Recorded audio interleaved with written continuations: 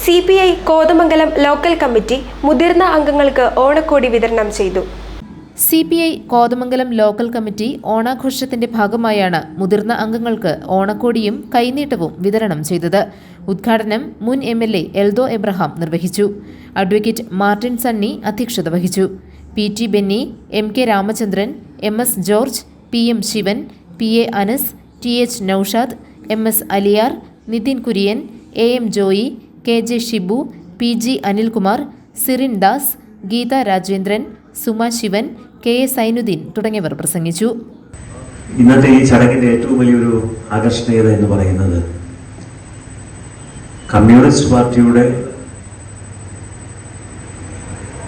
65 വയസ്സിന് മുകളിൽ പ്രായമുള്ള സഖാക്കൾ അവരെ ഒന്ന് വിളിക്കുക,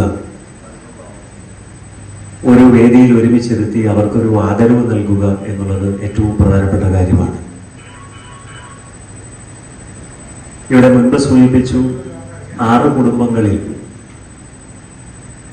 നിത്യം ഒരു വരുമാനം ഉണ്ടാകണം എന്ന ലക്ഷ്യം മുൻനിർത്തി